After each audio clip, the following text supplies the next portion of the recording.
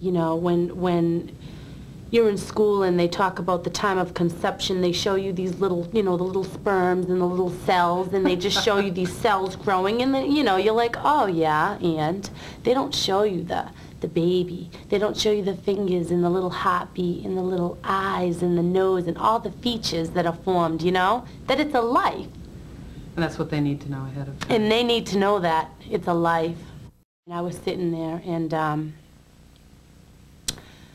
these words, as clear as day. It was like somebody was in the room with me, said, I will only give you what you can handle.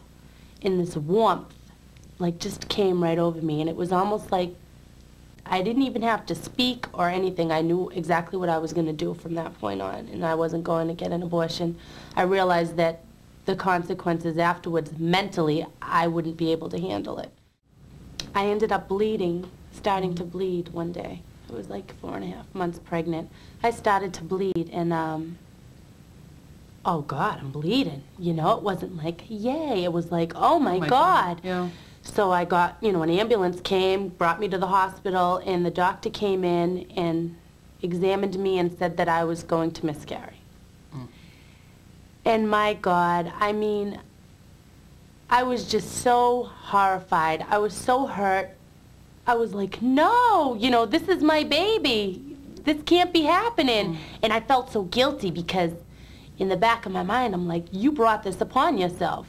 You know, you thought, oh, I want, you know, if only so I blaming yourself for the yeah, so miscarriage. then all of a sudden here I'm, you know, the doctor's telling me I'm going to miscarry, and oh my God, my world just like ripped apart. And miraculously after that, another doctor examined me like an hour later, and I stopped bleeding. Wow.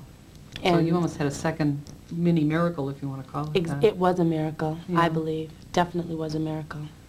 And after that, you know, it was a few weeks later, I went to the doctor and they examined me, and they couldn't find a heartbeat.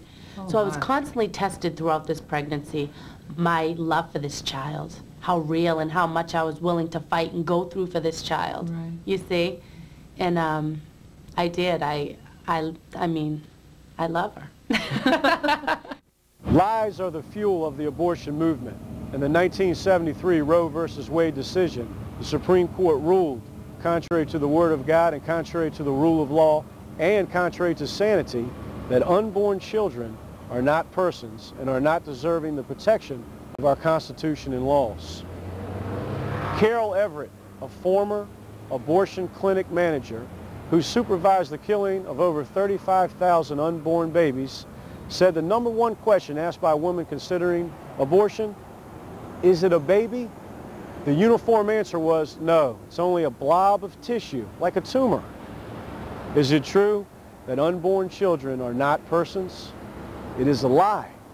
The truth is, just 18 days after conception, the baby's heart is beating. At 6 weeks, brain waves can be measured. At 8 weeks, the stomach, liver, kidneys, and brain are functioning. Fingerprints have formed. Outside medical measurements, God gave this baby life, and He has given this baby a soul.